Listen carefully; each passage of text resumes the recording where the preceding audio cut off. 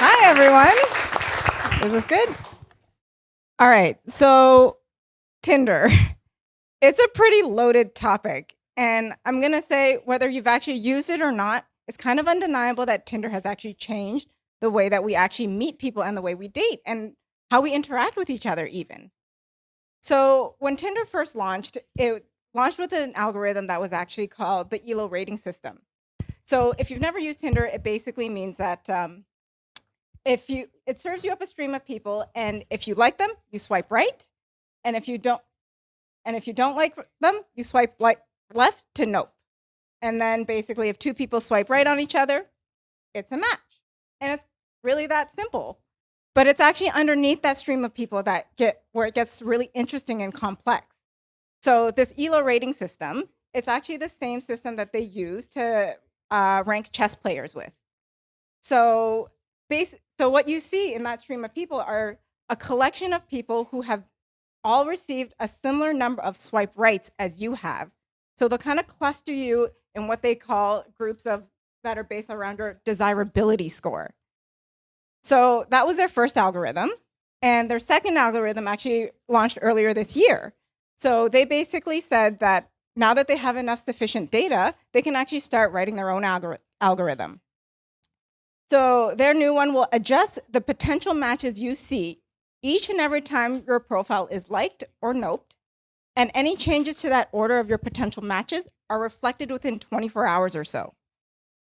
So what does this basically tell us? It basically tells us that within 24 hours, it'll basically keep churning and it'll keep collecting data on you. So Tinder³, what we're actually looking for is, will one day Tinder be able to actually tell us if, based on two-dimensional experiences, so all the things that make us look really great on paper, will those actually translate into three-dimensional, long-lasting human interactions? So we actually have all the things that we need today to actually say, yeah, Tinder can do that. And there's actually 4 things. I'm going to walk you through those right now. So the first one is actually big data. It's kind of everywhere, and it's this invisible layer that just captures everything that we do. So whether it's how long what words you search for, the places you go, the people you meet, how long you spend taking selfies, what you purchase and how frequently you purchase them, you name it, we actually track that. So one of the best examples that I know is actually the time that Target was actually able to figure out that a teenage girl was pregnant before her father did. And the way they did that is they took a look at the data and they said, what do expectant mothers purchase? And they were actually able to figure that out. So once you figure that out, then you're basically at a point where all of these things that we continue to gather all the time, is the sister conversation to this has to be privacy concerns. So, and you'll know that it's actually important because Apple, they have ads right now about their iPhone S that tell you that privacy matters. But the reality is that it's actually companies like Target, Google, and Apple, they actually gather some of the most data out of everybody. And if you think about it, think about all the touch points that Apple actually has. They have your cell phone. They have your AirPods now. They also have your biometric data from your Apple Watch.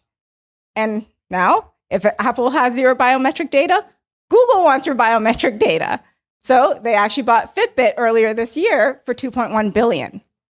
And then, but the verdict is still out kind of on who's going to buy out 23andMe. And then they will also own your genetic data.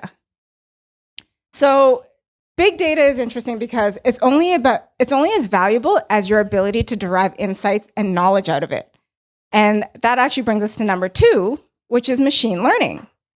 So machine learning is a subset of AI that basically says, we're going to teach machines to learn from the big data sets that we have, but additionally, they're also going to be able to continuously learn based on the ever-evolving new information that we feed it. So the more that it learns, the better it actually gets. And Google Translate is an interesting one that I really like to talk about because it learns an entire language set of the world. And then from there, it's able to take a look at images that you send it, figure out the patterns in it, and actually shoot back your translation for you. So now our machines are able to actually communicate with us to a certain level, but actually the biggest innovation that happened in machine learning so far is the time that we actually gave machines a voice and a name.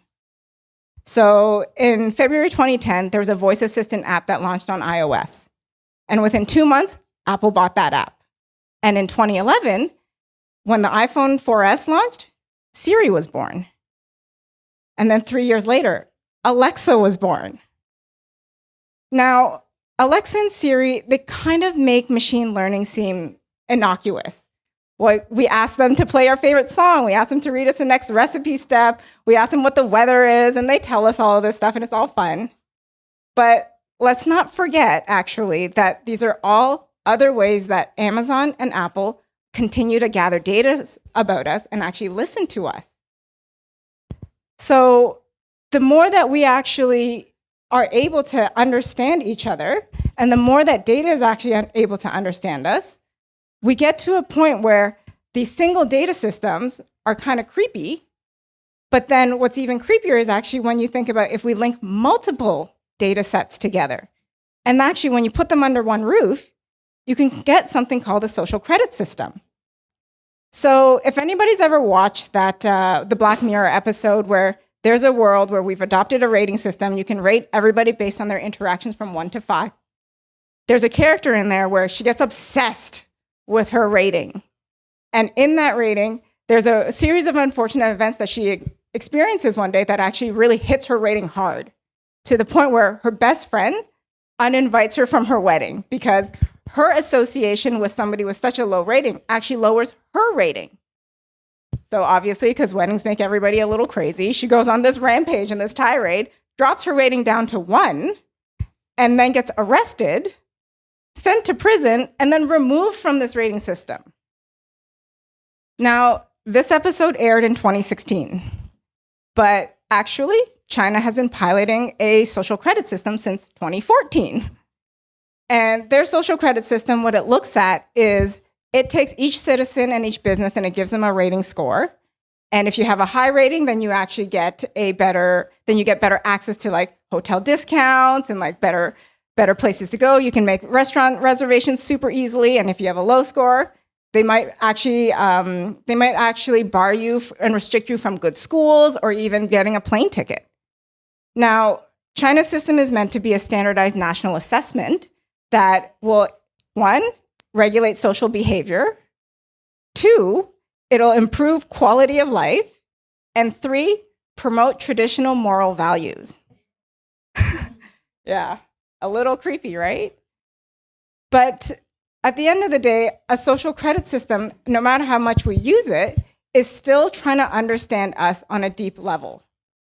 So these social credit systems, they're just going to continue to collect data and collect data and collect data. And to them, the limit does not exist.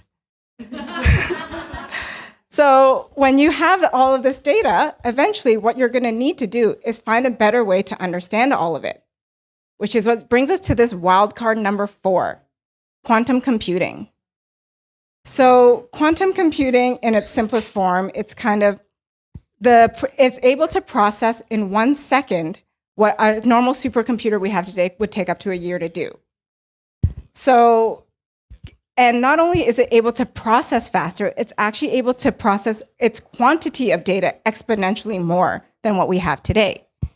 So mostly quantum computing is kind of in its concept phase up until about last month, when Google and NASA actually co-published a paper that said they had achieved quantum supremacy. So they fed it their quantum computer that they had built together. They fed it a problem. It was able to solve it in 200 seconds, where our normal supercomputers today would take about 10,000 years to do the same thing. So if we now consider how big our digital and data footprint is, and we were able to push it into a quantum computer, would it actually know us better than we know ourselves? Would it know when we get mad, when we get sad? Would it know what makes us angry? And in fact, Will it even know who we hate and consequently who we love and how we love?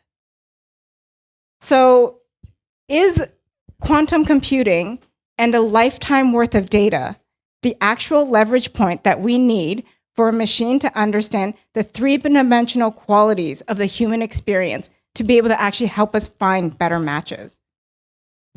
And actually, maybe even solve our dating woes. No more ghosting, none of that. So I want to leave you guys with a bit of like a pocket scenario and then a couple of thought starters. So let's actually say that one day Tinder gets plugged into a social credit system. And from the day that you're born, it gives you your ranking based on sort of who your family is, where you grew up, what their beliefs are. And then it actually starts to tell you, these are the number of companions and friends that you can have in this, that we think you'd get along with. And that counter is going to change every day as you make decisions. You don't like French fries? Half of your friends are gone. And then as you grow up, all of a sudden, it also tells you, these are all the potential future companions you have. And that number changes. And then another day, you actually get a number that tells you how many casual sex partners that you'd pair well with and how many friendships that you'd still have. And then one day, what it tells you is that you've been pre-selected for mandatory procreation because your reputation score and your genetic data are so great that we want to see you continue. So that's a little pocket scenario, and I want to leave you guys with a couple of thought starters. So the first one is, if we actually remove the entire journey, the experience, the struggle out of finding a real companion, is that actually going to commoditize the human experience? Is our love and friendship going to kind of become social constructs of the past? Number two is, do we actually trust the people who are building these machines that are making these decisions for us? So in the case of the social credit system that China had, whose traditional moral values are we looking to promote? Number three is, say you're on a date in the future and your date ends up lying to you. Does this system that we have, is it obligated to tell you, oh, they lied, their score went down a little bit. What did they lie about? Oh, well, this is what they lied about. And over time, you're actually able to see, oh, their score dropped really low once. What was that about? Social stalking would go to a whole new level. And number four is, what happens if we actually cross quantum computing and all this knowledge that we have of ourselves, our memories, the people we hang out with, all of that stuff? Will these robots know us better than ourselves? Will they be able to draw us a hot bath when they read our biometric data and they say, oh, they've had a bad day, I got this? Will we actually prefer these over our actual human companions? Will these forever robots just be so great that it actually turns a human experience and sex and friendship into transactions or just mandatory acts of survival? Thank you. Thank you.